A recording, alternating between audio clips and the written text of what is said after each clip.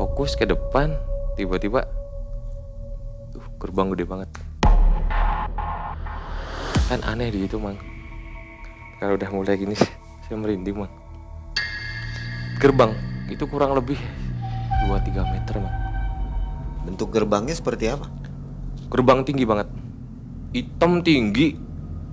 Cuma saya kan aneh nih, Mang. Kok jalan alternatif di tengah-tengah ada marka jalan, tiba-tiba ada gerbang gede. Nggak ada lampunya ya? Enggak, gelap gulita. Itu posisi kanan kiri tuh, sebelah kiri jurang, sebelah sini udah tebing gitu loh. Rumah penduduk nggak ada? Nggak ada. Pokoknya pas semenjak belokan dari awal setelah ketemu sama ngelihat nenek itu, udah nggak ada. Itu udah bener-bener hutan gitu loh, Mang. Kalau ada yang maksa sedikit nyari tahu info tentang kejadian, saya langsung marah. Selang 1 minggu itu banyak yang nanya, termasuk Mukni, ini partner nih, Mang. Emang kesasarnya daerah mana? Berapa lama? Itu saya selalu marah. Tanjakan Salawe, sebuah jalan menanjak berada di Kabupaten Ciamis, menyimpan banyak misteri. Mitos melempar koin dan rokok harus dilakukan. Jika dilanggar, kejadian ganjil akan terjadi seperti yang dialami oleh Mas Fai. Assalamualaikum warahmatullahi wabarakatuh. Waalaikumsalam warahmatullahi wabarakatuh. Selamat malam Sobat Malam Mencekam dimanapun Sobat berada. Di depan kita ada narasumber yang sudah kita hadirkan, namanya Mas Pai. Ya. Oke, Mas Pai, namanya pendek nih, hanya 3 huruf. Aslinya apa? Rifai. Oh, Rifai, jadi Pai-Pai gitu ya. Iya. Baik, Mas Rifai ini yang mau dikisahkan tahun 2023 ya. Ya. Baru kemarin berarti. Baru kemarin. Jadi Sobat, Mas Pai ini adalah seorang driver. Itu driver kalau kita sekarang paket-paket gitu, ekspedisi ya. Mengantarkan kiriman-kiriman Anda. Dan kejadiannya ada yang luar biasa sampai membuat Mas Pai ini trauma dan gak mau nyupir lagi ya. Betul, Mang. Dan kejadiannya ini ada di daerah Kabupaten Ciamis. Betul, Mang. Gimana kisahnya? Ini menyeramkan. Mudah-mudahan gak terjadi pada kita kalau melalui daerah situ ya. Jadi sekarang kesibukannya apa ini? Masih kerja sih, Mang. Masih setelah Masih. berhenti sekarang kerja. Baru beberapa bulan setelah rasa trauma. Gak mau nyupir lagi ya. Ya, cuma sekarang bismillah, mari memberanikan diri Memberanikan diri ya. lagi. Oke. Malam mencekam, semakin malam semakin mencekam. Inilah Mas Pai.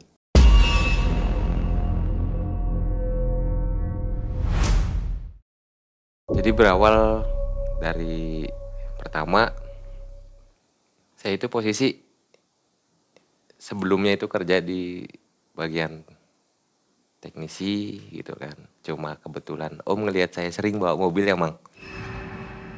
Kebetulan pas pada saat itu kena PHK tuh, Mang. Gede-gedean gitu kan. Saya juga termasuk.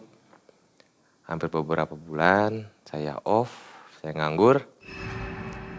Terus si Om tuh karena sering ngelihat saya sering bawa mobil, nawarin diri tuh, Mang. Makanya dari situ berawal saya tuh dari jadi supir gitu. Nawarin lah, siap nggak? Kan bisa kan bawa mobil, entah mobil box kah atau mobil apa, insya Allah bisa. Di situ langsung ya udah nanti Om ada temen katanya ada lowongan supir, tapi siap nggak bagian ekspedisi? Udah apa aja lah Om, yang penting kerja gitulah. Singkat cerita jadi saya langsung buat lamaran. Ngeliat, oh udah lengkap nih gitu kan, persyaratan apa langsung ngasihin lah ke temennya di bagian perusahaan ekspedisi gitu, Mang. Nah ekspedisi itu temennya Om itu namanya Komeng. 2 hari berikut saya langsung dipanggil tuh, Mang, di perusahaan tersebut, di perusahaan ekspedisi. Dari situ saya langsung disuruh datang interview. Alhamdulillahnya langsung diterima gitu kan. Dari situ langsung udah besok mulai kerja, siap gitu kan. Setelah di interview siap. Besok harinya saya langsung kerja tuh Mang. Karena baru awal, masih Cirebonan dulu ya. Gitu. Ada siapa bos? Tak gituin. 1 minggu sampai 1 bulan pertama itu masih wilayah Cirebon Mang.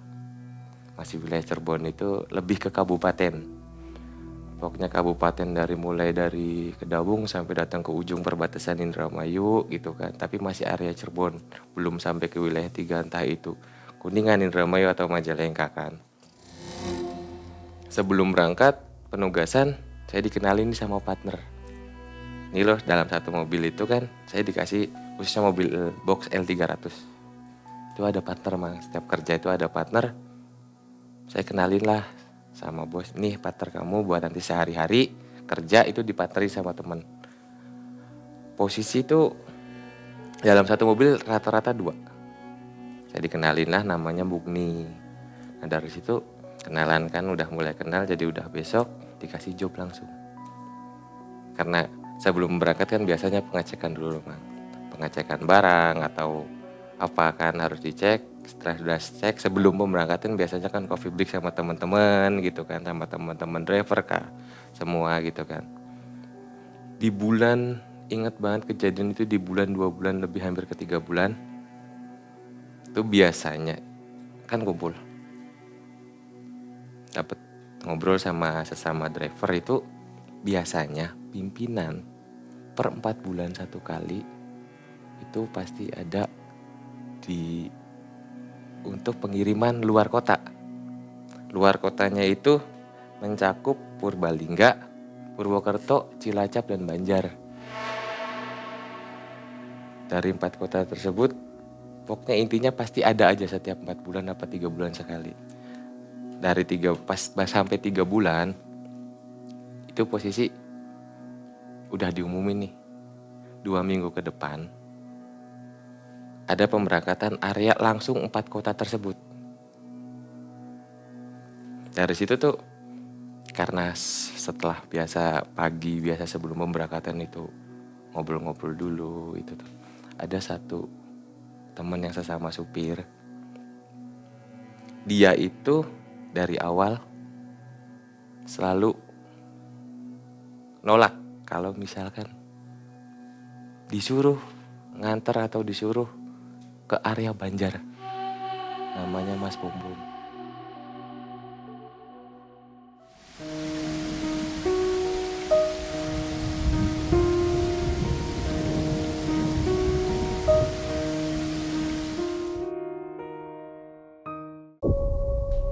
Karena saya orang baru Mang ya, orang baru jadi mau nanya kenapa nggak enak gitu kan.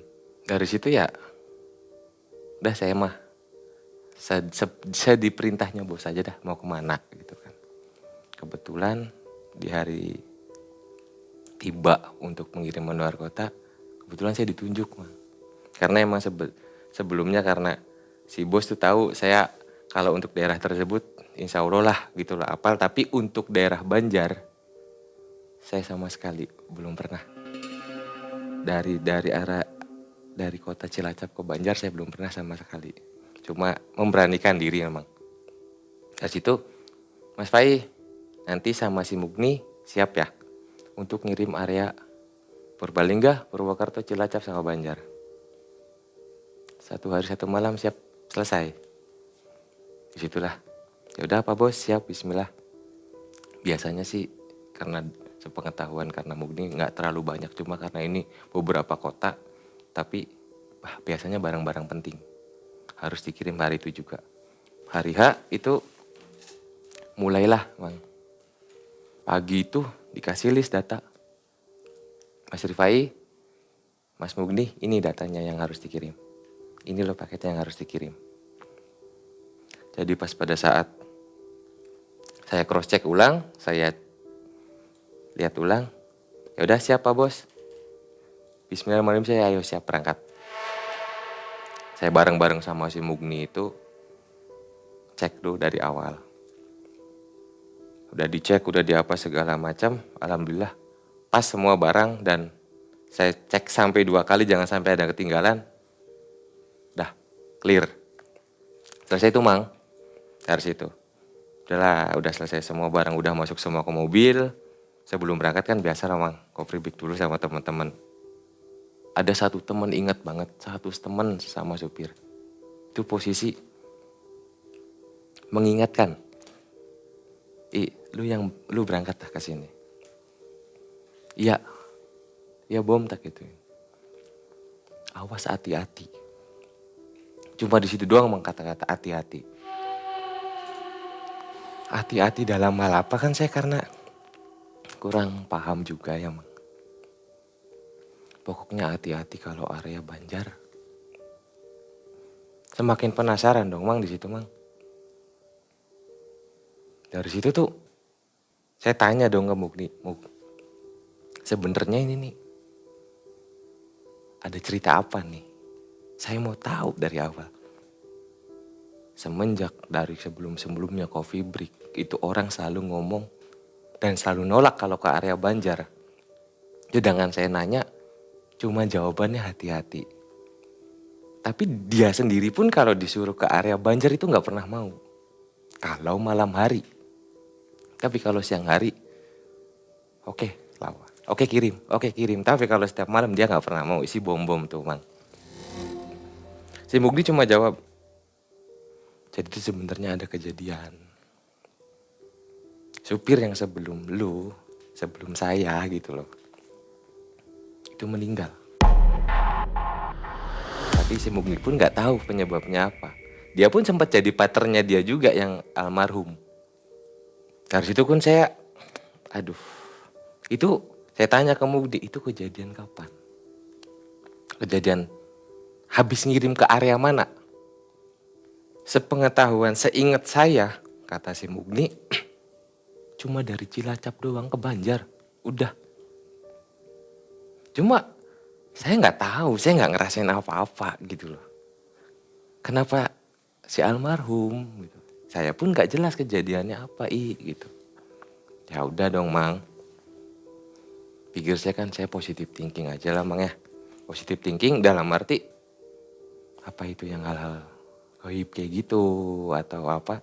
Karena jujur Mang, saya sendiri nggak terlalu percaya awalnya. Terlalu percaya namanya dunia dan hal-hal seperti itu saya nggak terlalu percaya. Dari hari H setelah coffee break terusan bom-bom ngomong begitu, udahlah bismillahirrahmanirrahim. Niatan saya berangkat kerja cari nafkah buat keluarga, buat ibu di rumah.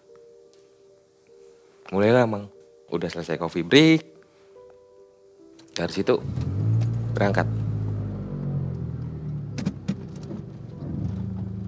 Belum sempet lama dari Cirebon itu area Kanci Mang. Saya pastiin lagi sebelum berangkat setelah cek-cek barang apa segala macem. Ban, serep ada, dongkrak ada, air radiator, pokoknya semua mobil ataupun apa, barang pun saya udah cross check ulang 2 kali itu aman. Tiba-tiba datang di Kanci meletus Bang. Si ban itu meletus, tiba-tiba. Dari situ saya masih positive thinking Bang. Saya cek kenapa ini ban. Oh meletus, bahaya. Meletus langsung dibenerin. Karena kota pertama itu kan Purbalingga dulu. Purbalingga lanjut ke Purwokerto, Cilacap langsung ke Banjar. Dari abis ban udah selesai, langsunglah lanjut. Di perjalanan masih aman. Datanglah ke Purbalingga Mang. Purbalingga itu datang langsung ke cabang tersebut, langsung kita drop.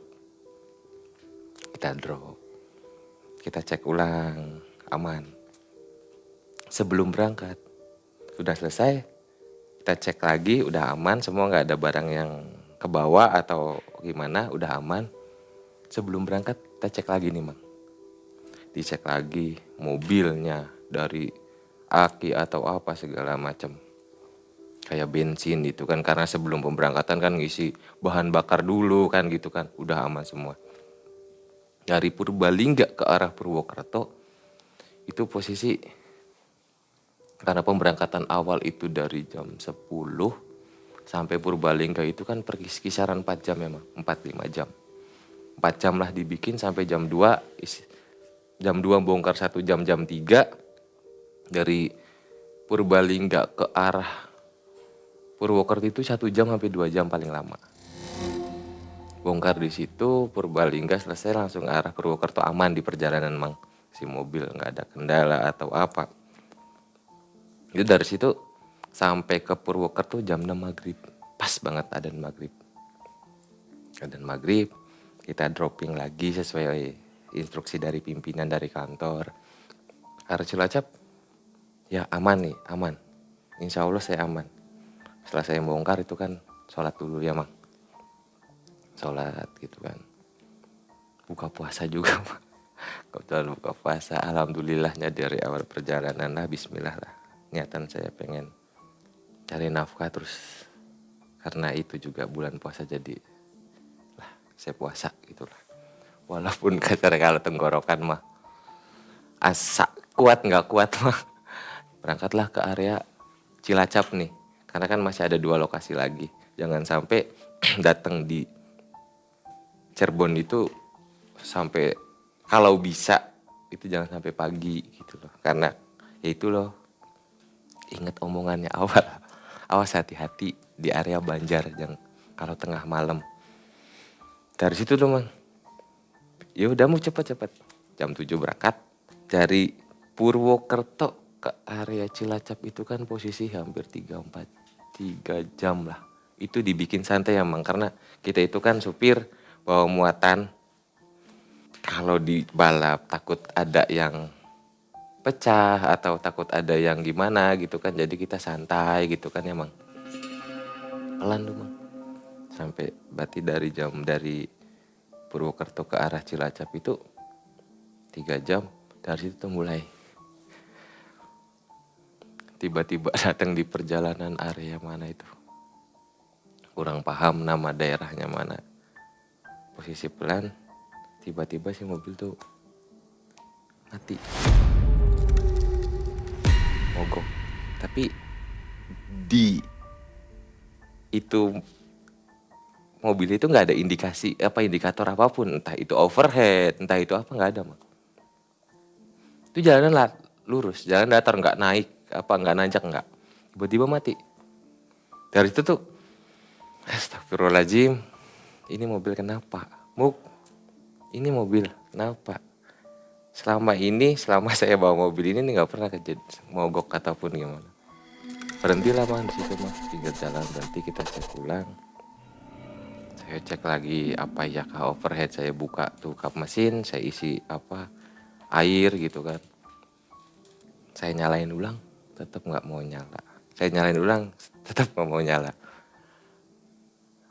Udah mulai di situ, udah mulai parno tuh mah. Yang tadinya emang nggak percaya sama hal-hal begitu, jadi kok semakin kesini semakin aneh. Hal-hal yang belum pernah saya rasain di mobil ini, tiba-tiba kok mobil ngadat gitu loh dengan, padahal saya sebelum berangkat, sebelum ini saya udah cross check betul-betul bahwa mobil ini sehat.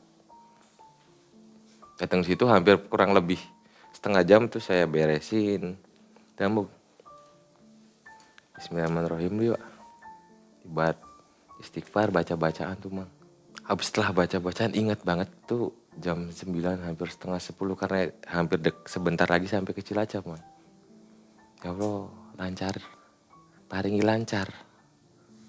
Tiba-tiba saya starter ulang. Kurang lebih setengah jam nggak ketemu kenapa sebabnya gitu kan. Tiba-tiba nyala mang si mobil. Saya nggak mau gegabah kan mang. Nggak mau gabah langsung pas pada saat nyala langsung berangkat, enggak. Saya panasin, saya diem dulu. Saya pantengin ini mobil sampai 10 menit, jangan sampai kejadian lagi karena ini masih ada Cilacap sama Banjar gitu loh. Masih ada 2 tempat lagi yang belum dikirim. Karena kan deadline-nya harus 1 hari kelar kalau bisa. Dari situ kan, Mug, ini gimana? Lanjut. Ya udah sih, bismillahirrahmanirrahim. Ayo lanjut. Dari situ saya baca-bacaan tuh mang. Baca-bacaan sambil bawa mobil lah gitu. Berangkat sampai datang ke Cilacap. Kayak biasa, Cilacap bongkar, datang di Cilacap tuh masih ingat jam setengah 11 malam, bongkar, saya cross check ulang, udah selesai kurang lebih setengah jam karena barang di Cilacap mah cuma sedikit gitu loh Mang. Saya lebih lama mantengin mobil. Cek mobil, jangan sampai kejadian kayak awal, tiba-tiba ban meletus, tiba-tiba mogok di jalan tuh karena satu perjalanan jauh, kedua udah kondisinya malam Mang. Kondisi malam. Saya pastiin bahwa mobil saya cek ulang, aman. Yuk mau, udah selesai, udah, yuk, ayo berangkat. Dari situ perjalanan dari Cilacap ke Banjar itu karena saya belum pernah ya Mang, belum pernah lewat. Situ kan area Majenang, kalau nggak salah Majenang. Itu sama sekali saya belum pernah. Seumur-umur saya kerja atau saya kasarnya main atau kemana, saya belum pernah tuh. Baru pertama kali lewat area situ. Ini bener tah lewat sini. Ini saya Google Maps sih lewatnya jalan ini area Majenang. Udah tinggal ngikutin jalan. Bener nih, karena dia udah pernah ngerasain nih, udah pernah tahu sama supir sebelumnya. Oh ya udah, berarti yang bener nih mau lewat jalan sini. Bener dari sini lu lurus aja, ikutin jalan, nanti ada pertigaan, lu tetap lurus. Kalau ke kiri itu ke Pangandaran.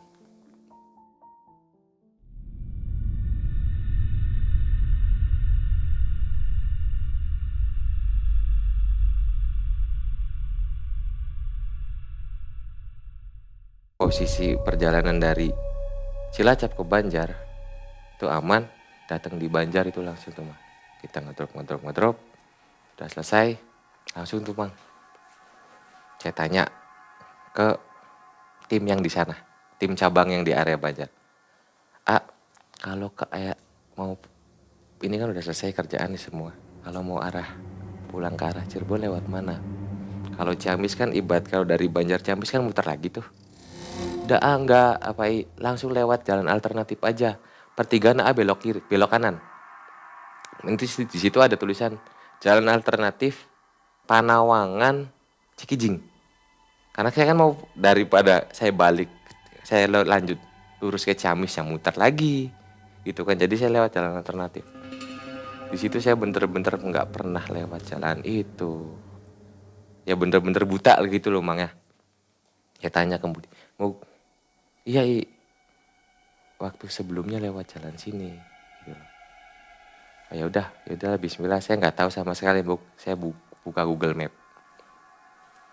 Jalan tuh Mang, kisaran jam 12.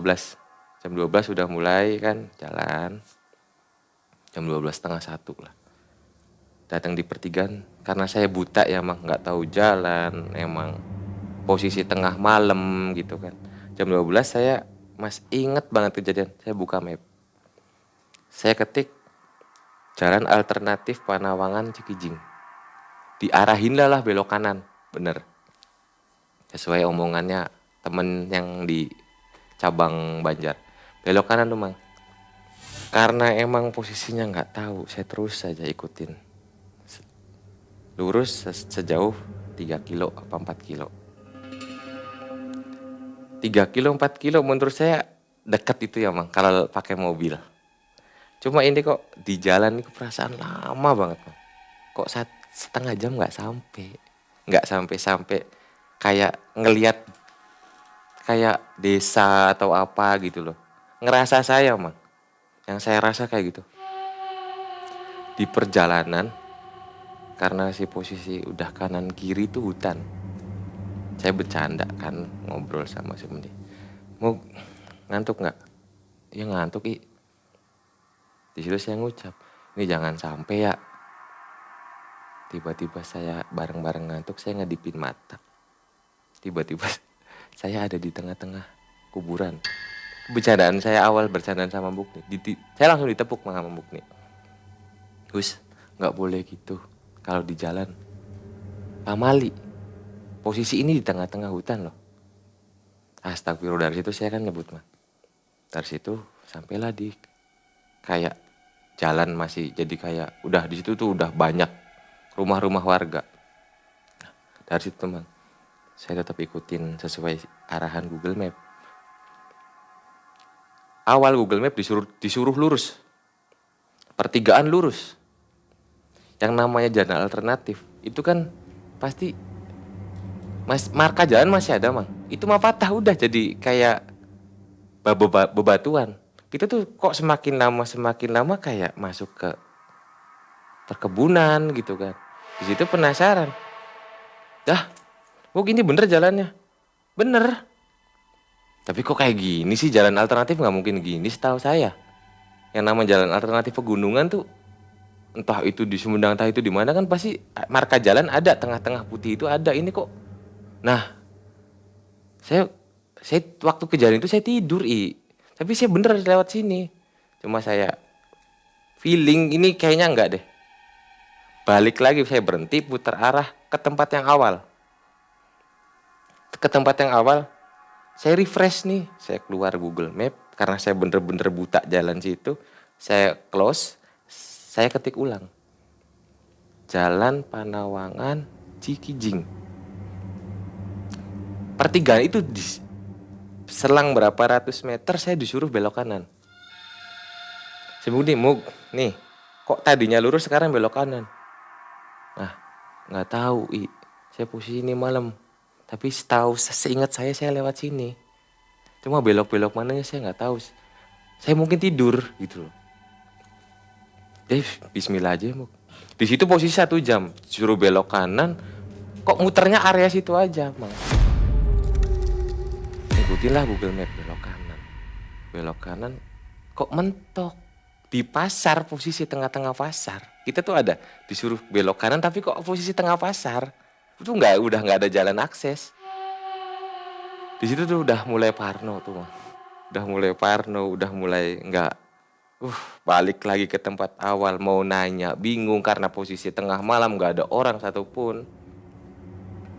Dari pasar itu saya putar balik, ketemu tuh di situ ada musola atau masjid di tengah-tengah. Saya berhenti. Saya refresh lagi, saya ngobrol, ini bener apa? Coba pakai HP kamu. Sama. Coba matiin HP, refresh ulang, nyalain lagi. Ayo bareng-bareng. 2 HP dinyalain Google Map dengan alamat yang sama. Disuruh paling jauh 400 meter suruh belok kanan. Dari situ tuh mah. Ya udah, pakai HP lu aja, HP saya udah mati. HP saya kan sambil dicas nih, Mang. Bismillah yuk berangkat, yuk bismillah. Datang di situ 400 meter saya belok kanan. Dari situ tuh Mang udah mulai 400 meter belok kanan, kurang lebih 300 sampai 500 meter gitu. Posisi tengah malam di pinggir jalan ada nenek-nenek bawa sapu. Bawahannya kebaya, seingat saya kebaya, pakai baju putih. Tapi kok malam-malam bawa sapu gitu loh. Di tengah jalan di belakang itu udah nggak ada rumah. Cuma gelengin kepala. Cuma saya pikir, saya masih positif thinking gitu loh. Karena emang dari awal saya masih belum percaya tuh di dunia-dunia gaib gitu. Bismillahirrahmanirrahim. Saya lanjut. Selang 1 kilo, saya itu ada tanjakan, Mang. Itu mungkin jalan itu untuk dua jalur. Bisa masuk 2 mobil. Setelah tanjakan turun, serasa saya tuh kok jalan tambah sempit gitu loh. Saya tanya Mugni, tidur. Jadi si Mugni itu tidur gitu loh. Udah saking mungkin udah berat mata, terus saya ngantuk banget sih tidur. Jadi setelah tanjakan turun, kok jalan semakin sempit. Itu posisi agak belok ke kiri. Posisi kiri itu saya tahu jurang. Cuma yang bikin anehnya lagi, semakin sempit pas sampai 1 mobil. Cuma 1 mobil, Mang. Mulai pelan lah jalan tuh. Daripada saya bahaya kan, Mang, kalau kasarnya saya dengan kecepatan berapa terusan ke kiri itu kan udah masuk jurang, Mang. Pelan dari situ, Mang, saya, Mang. Pelan. Saya tetap fokus ke depan, tiba-tiba Gerbang gede banget. Kan aneh di situ, Mang. Kalau udah mulai gini saya merinding, Mang. Gerbang itu kurang lebih 2-3 meter, Mang. Untuk gerbangnya seperti apa? Gerbang tinggi banget. Hitam tinggi. Itu tinggi. Itu Dari hampir bata 2-3 gitu? meter. Dari bata. Enggak. Besi. Besi gede banget tinggi. Ujungnya runcing. Si ujung tuh runcing tapi tinggi banget, kan. Saya pastiin itu udah hampir 2-3 meter.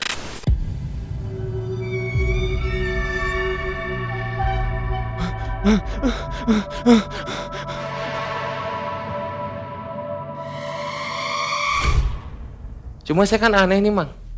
Kok jalan alternatif di tengah-tengah ada marka jalan, tiba-tiba ada gerbang gede. Nggak ada lampunya ya. Enggak, gelap gulita. Itu posisi kanan kiri tuh sebelah kiri jurang, sebelah sini udah tebing gitu loh. Rumah penduduk nggak ada. Nggak ada. Pokoknya pas semenjak belokan dari awal setelah ketemu sama ngelihat nenek itu udah nggak ada. Itu udah bener-bener hutan gitu loh, Mang. Dari situ tiba-tiba saya ngeliat ke belakang mau maksain mundur, tiba-tiba saya ngeliat ke depan. Itu ada sesosok bayangan putih terbang sambil lewat sambil ketawa. Jelas banget. Tapi terbang cuma lewat doang, Mang. Antara sadar nggak sadar, takut nggak takut, ya udah gemeter, nggak bisa apa-ngapain. Di situ udah nggak bisa ngapa-ngapain. Ya cuma bengong. Tiba-tiba banyak suara anak kecil ketawa apa udah segala macam. Saya mau bangunin ini orang, nggak bangun-bangun. Antara pingsan apa tidur saya kurang paham. Pokoknya ini sadar nggak sadar tuh, Mang. Tiba-tiba udah panik, udah segala macam. Saya megang HP, saya refresh ulang yang namanya Google Map nih, Mang. Saya seumur-umur mainan HP. Google Map kalau lurus-lurus, belok kanan, belok kiri dong, Mang. Apa sampai tujuan? Ini mah tiba-tiba saya refresh ulang Google Map, cuma saya bingung. Saya tidak tahu. Mati. Yang mati tuh bukan Google Map, HP juga, Mang. Saya bingung. Saya tidak tahu. Saya posisi di jalan, HP dicas. Kok tiba-tiba si Google Map ngomong apa, bicara kayak gitu kan? Semakin panik, Mang. Seumur-umur saya mainan HP, apa saya kalau misalnya nggak tahu jalan saya nyalain Google Map kan, Mang. Tiba-tiba si Google Map ngomong begitu. Saya tidak tahu, saya bingung. Mati udah. Udah dari situ panik. Udah semakin panik, udah nggak kekontrol, ngeliat ke belakang. Saya ngeliat ke depan, tiba-tiba kok ada tiba-tiba sosok ular besar. Ularnya tuh tinggi besar, mungkin kalau gerbang itu 2-3 meter ya, Mang. Itu udah kisaran lebih. Kalau untuk panjang lebih dari 6-7 meter, pokoknya gede, tinggi. Itu lebih gede banget. Itu ngeliat ke saya, Mang. Itu hitam atau jenis Hitam. ularnya? Hitam. Hitam, itu di atasnya ada mahkota. Jelas banget, saya sampai bengong, Mang, bengong, udah bengong. Itu baru pertama merinding. Tiba-tiba merinding kalau udah nyeritain begitu lagi. Itu gede banget. Menatap mata. Di depan kaca. Di depan, agak paling jarak 4 meter, 3 meter, 4 meter. Itu gede banget. Saya cuma bisa bengong, Mang. Megangin gak bisa apa-apa. Mau ngucap, mau apa saya gak bisa. Mau minta tolong, minta tolong siapa, Mang? Oh, di tengah-tengah hutan, kiri jurang. Aduh, temen di ini gak bangun-bangun. Udah panik, udah bener-bener gemeter, kalau ibarat itu udah gemeter. Aduh, udah merindingnya, aduh gak karuan ini sampai sekarang juga, Mang. Kalau ingat kejadian itu, aduh, udah. Tiba-tiba si ular natep terus. Si ular tuh kerasa saya ngomong, kalau mau keluar dari jalan sini, ikutin saya. Rasa saya itu si ular ngomong kayak gitu, Mang. Saya cuma nganggukin kepala doang. Mau ngucap apa saya udah nggak bisa, udah panik. Karena baru pertama kali, bener-bener baru pertama kali. Yang saya pastiin yang tadinya gerbang gede itu kekunci, ada gemboknya, saya dim lampu jauh nih mang, ada gembok. Tiba-tiba kebuka dengan sendirinya mang. Dari itu saya udah ikutin aja. Ikutin, cuma saya udah panik apa cuma dalam hati cuma bisa, mungkin kalau ngomong nggak bisa, cuma bisa doa dalam hati. Ya Allah paringi saya selamat, paringi saya selamat.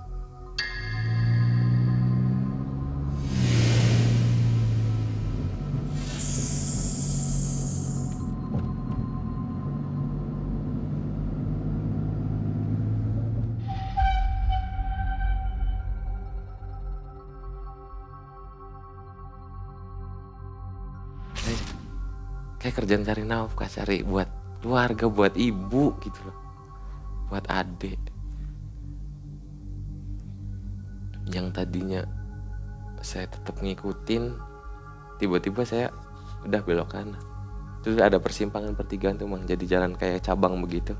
Saya ke kanan, nggak jauh dari belokan kanan tuh udah ketemu musola. Tapi emang posisi musola itu tuh kayak ya masih antara sadar nggak sadar tuh mang, sepi banget. Itu dibimbing oleh ular? Enggak, saya di dalam hati tuh, tapi masih tahu, saya tahu si ular tuh masih kelihatan, cuma saya belok kanan, agak ke kanan sedikit karena ngeliat ada bangunan, nggak taunya itu musola.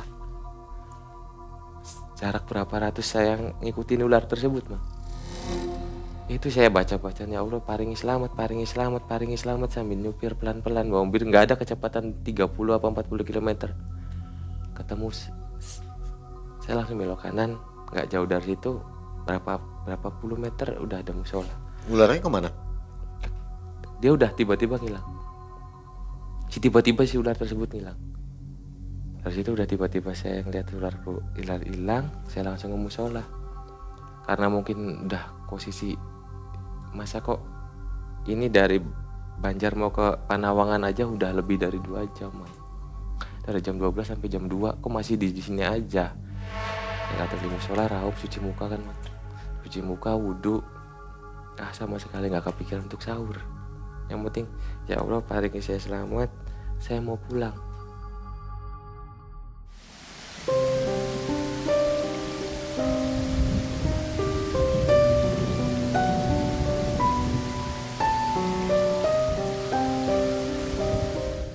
Habis cuci muka bismillahirrahmanirrahim, udah saya keluar tuh mang. Alhamdulillah ketemu jalan Panawangan. Itu udah jam berapa itu? Posisi jam 2:30.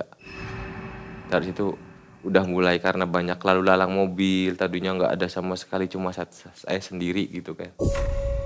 Ya cuma bisa alhamdulillah ya Allah makasih. Saya udah agak sedikit tenang, cuma masih ngerasa kayak merinding apa, shocknya ya bener-bener, cuma emang masih kepikiran udahlah. Saya mau cepet-cepet pulang gitu loh. Udah sampai Panawangan, udah alhamdulillah udah hafal emang dari situ. Udah saya langsung pulang. Ini belum bangun juga nih si Kenek nih. Bangunnya sampai datang ke Kuningan, baru datang ke Kuningan. Bangun, cuma bilang, belum sampai belum. Kok lama banget. Nah nggak tahu, kayaknya tadi kesasar. Emang tadi jalan mana? Nggak tahu. Saya udah nggak tahu. Emang kenapa? Udah saya nggak tahu. Mau cerita gimana, udah pokoknya udah parno dulu, udah merinding dulu, udah nggak tahu. Udah saya sampai ini nyupirin, dia nggak bisa. Kenapa sih? Nggak apa-apa, tolong supirin. Kalau nggak kuat udah berhenti dulu. Posisi 2:30 datang, jam 3 aku datang Kuningan. Udahlah, bismillahirrahmanirrahim, mau cepat pulang.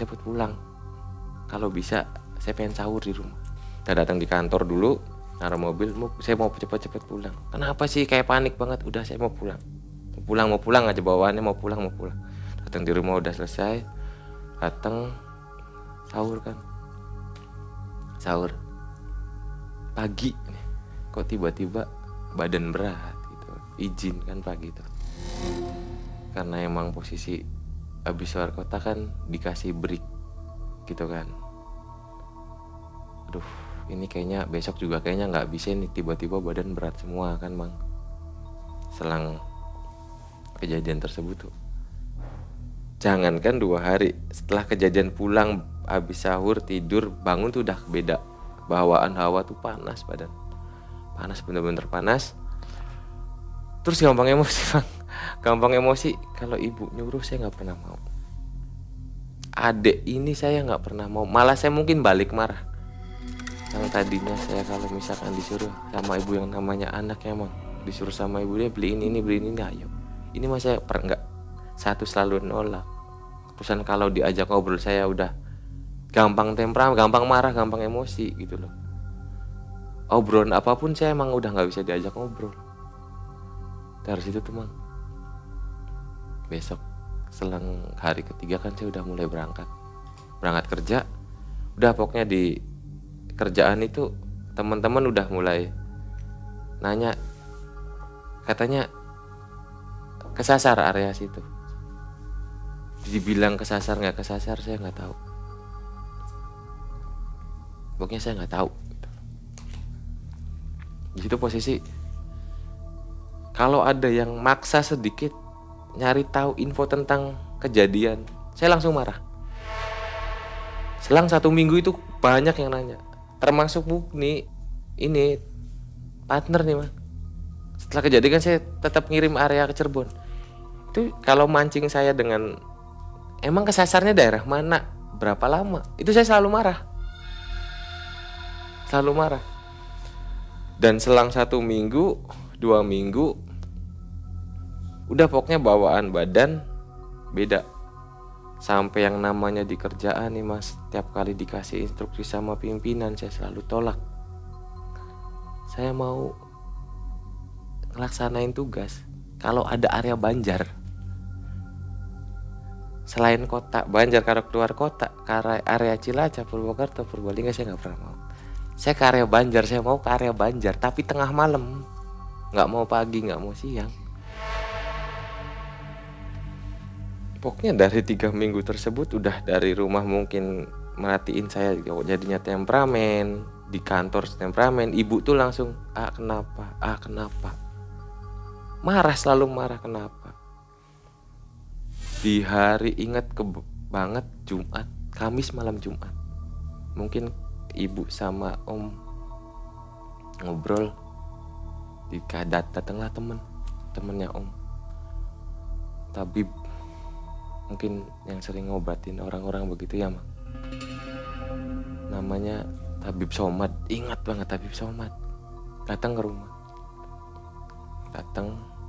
ngobrol sama ibu sama om. Saya masih di dalam kamar saya, untuk intinya semenjak kejadian saya menyendiri, pengennya udah sendiri. Jarang keluar, jarang main, jarang apa, udah sendiri aja di dalam kamar. Ada yang ini saya selalu nggak mau, saya marah gitu loh cepet. Pokoknya kayak punya 2 kepribadian ganda gitu loh. Yang tadinya saya orangnya supel, sering bercanda, sering apa, tiba-tiba 180% tuh udah beda. Tabib masuk, ingat banget perkataan yang pertama kali Tabib nanya, kenalin, ya udah panggil aja Somad. Ya pak, pak. Saya panggil, ingat banget pak. Pertanyaannya cuma satu, dari mana sebenarnya itu? Dari mana sebenarnya? Saya jawab, karena saya seorang driver.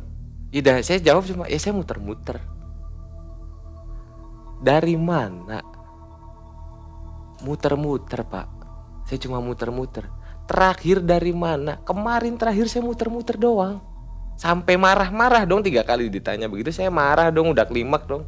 Pak kalau udah kesini nanyanya cuma hanya sekedar dari mana, udah pulang aja. Petak usir pulang. Si tabib keluar. Ibu masuk cuma bilang, mandi. Selang 10 menit atau 20 menit, mandi. Disuruh mandi tengah malam-malam. Ingat banget jam 11, setengah 12. Mandi. Disuruh mandi sama om sama ibu, mandi. Datang di kamar mandi itu udah, masih ingat, kembang kayak 7 rupa gitu loh pak. Emang 7 rupa. udah nolak, udah badan tuh udah nolak, udah nggak mau mandi nggak mau, udah malam-malam kayak gini dipaksa sama ibu, mandi, udah mandi 7 kali cibukan juga nggak masalah, 3 kali cibukan nggak mau, mandi dari situ langsung mandi. Yang tadinya berasa setiap hari setelah kejadian itu badan panas, pas dimandiin cuma berapa gayung itu udah lemes, udah bawaannya dingin terusan lemes tuh badan. Yang tadinya saya pendiam di kamar selama kasarnya 1 bulan setelah kejadian, saya maunya di kamar terus. Setelah mandi saya nggak mau di kamar. Posisi malam kan dingin tuh, Mang. Kenapa saya maunya keluar? Masuk, saya mau keluar lagi. Enggak panas, saya keluar. Ya udah, saya disuruh keluar, tapi masuk ke kamarnya ibu, nggak tahu tuh tabib ngapain di dalam. Mungkin, ayo masuk, kata si tabib. Ingat kata tabib Somad, apa ayo masuk sini. Keluar lah. Ya pak. Keluar masuk ke kamar. Udah tuh kok hawa udah beda. Udah ini kamar saya gitu loh. Kayak ini nih kamar saya. Oh ya udah. Gimana pak? Ya udah bentar saya panggil dulu, ada temen bapak yang mau kesini. Bentar ya. Oh ya nggak apa pak. Emang ada apa sih pak? Udah nggak apa-apa kok. Selang 20 menit datang teman-temannya Pak Tabib itu tuh datang. 3 orang. Wudu gih. Wudu. Habis wudu, suruh pakai sarung apa? Mungkin karena baru pertama kali itu tuh. Mungkin itu yang namanya ruqyah kan gitu kan. Jadi udah ada tuh kanan kiri depan belakang itu udah. Saya disuruh di tengah-tengah. Cuma diem duduk sila. Kanan kiri badan tuh udah gak karuan kerasanya, antara berat apa udah panas kepala sampai ke kepala udah. Dari itu udah nggak sadar. Setelah dibaca kanan kiri depan belakang, mungkin udah dikatakan itu udah pingsan nggak tahu, udah nggak kuat udah sadarnya pagi Mang, badan lemes banget ya, kayak aduh ini kenapa gitu loh. Tapi ya beda, nggak kayak sebelumnya yang ngerasa setiap hari badan berat atau ini mah udah kayak ini saya kenapa? Tanya ke ibu dong. Tadi malam diapain? Nggak apa-apa. Mungkin ibu sama om saya tanya ke om ini kenapa? Semalam diapain? Nggak apa-apa. Cuma jawab gitu Mang. Ya udah deh. Pas karena hari itu waktunya kerja, cuma saya minta izin pak, hari ini saya izin, tapi insya Allah lusa saya berangkat. Cuma jawab oke, itu doang. Kok udah agak rada tenang, maksudnya udah rada enteng gitu ya Mang. Besok harinya saya kan berangkat, udah mulai bismillah lah, udah inilah saya gitu loh. Dari situ tuh udah mulai masuk kerja lagi. Saya minta maaf ke bos gitu loh. Kok kenapa dalam 1 bulan ini saya rasa beda gitu kan. Pak bos, punten, saya minta maaf kalau saya salah. Iya, katanya. 1 bulan terakhir kamu tuh orangnya yang beda. Yang dulunya tadinya humoris, sering ketawa, sering apa kasarnya ya, fleksibel gitu loh orangnya. Jadi kok tiba-tiba gampang banget, sering banget nolak. Tapi ya bos barangkali salah. Emang ada kejadian apa? Nggak ada apa-apa bos. Dimaafin kan sama si bos. Terusan sebelum kerja saya kayak biasa tuh Mang ya, ngecekin ini saya brief. Kopi biasa, kopi santai sama teman-teman. Seini kan sama sesama supir sama setim gitu kan. Datang tuh bom. Yang tadinya saya nggak diajak, diawalin tuh Mang. Mana tadi waktu ke Banjar, di situ saya udah nggak marah. Di Banjar, jadi gini Bom, intinya saya kesesat, hampir nggak bisa pulang. Pokoknya setelah tanjakan apa tuh Bom, tak gituin. Hampir berapa menit, berapa jam. Banjar Panawang itu nggak 3 jam loh Ya nggak tahu Bom, saya baru pertama kali lewat area situ. Saya bener-bener buta. Oh ya udah. Emang sebenarnya ada apa sih Bom? Saya mau tahu banget. Nanti ngobrolnya katanya. Karena masih banyak teman-teman yang lain dong Mang. Giliran udah 4 mata nih Mang. Sebenarnya itu cuma mau ngomong itu doang. Karena kejadian sebelumnya supir mobil lu Bok L300 itu meninggal. Emang meninggalnya sebabnya kenapa Bu? Saya nggak tahu persis. Cuma saya itu ikut sampai penguburannya. Mungkin yang tahu saksinya cuma Bom. Setelah kejadian dia inget banget habis ngirim area Banjar.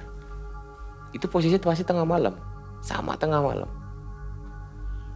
Pas pada saat si Bom itu ngelayat terusan sampai di kuburnya, tahu setahunya Bom dia nggak punya penyakit riwayat apapun Mang. Kok yang namanya orang meninggal ada busanya, kayak racun tah itu kayak ayan gitu tuh Mang. Kok ini udah disolatin, udah dimandiin kok tetap keluar nggak berhenti si busa tuh. Si Bom, apa ya itu tak Bom? Emang kejadian lu apa? Ya itu pokoknya jalan itu. Aduh alhamdulillah ya, kamu masih ketolong. Mungkin kalau kamu gak ketolong mungkin sama tuh kejadiannya. Dari situ tuh saya udah kalau ingat lagi tuh, ya Allah jangan sampai kejadian yang enggak sampai ke saya. Makanya dari situ kan saya langsung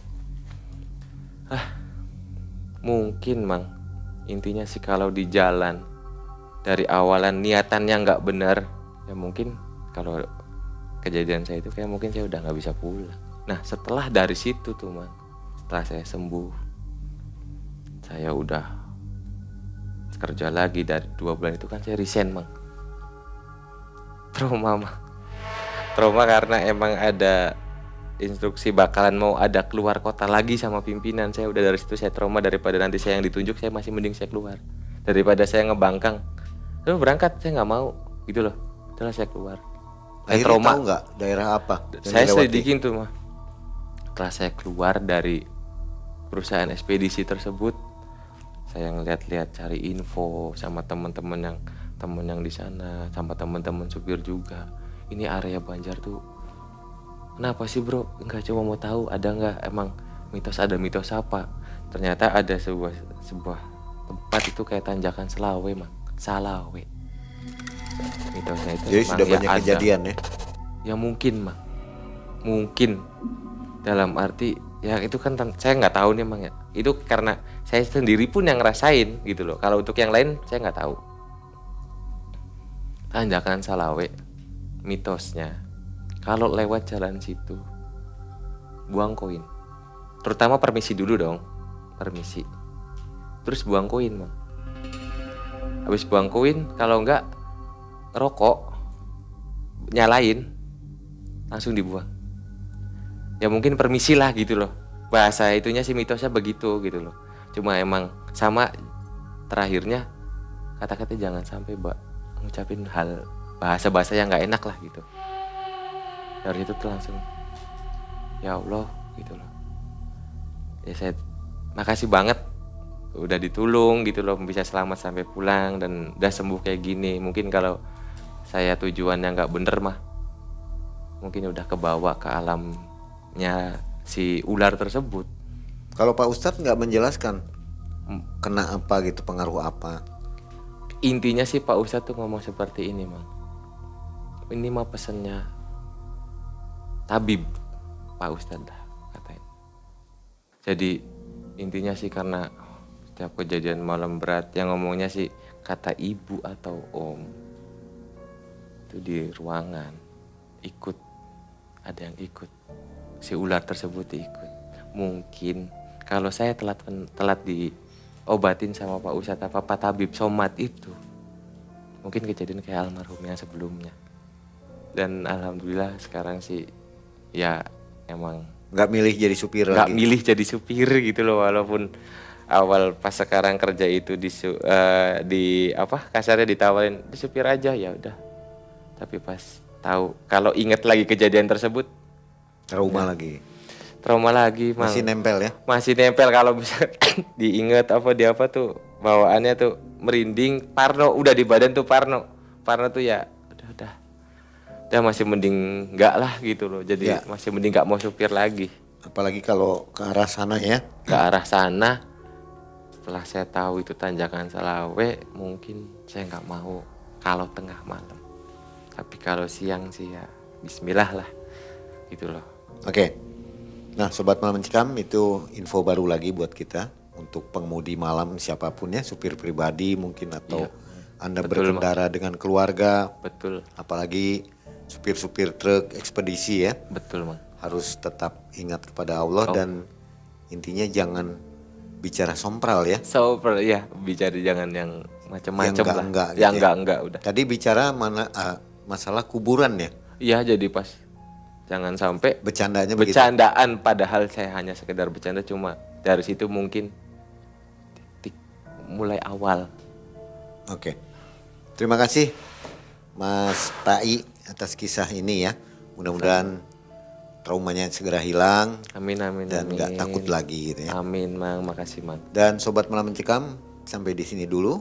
Kita akan jumpa lagi di video selanjutnya. Mang Ei dan tim undur diri. Assalamualaikum warahmatullahi wabarakatuh. Waalaikumsalam warahmatullahi wabarakatuh.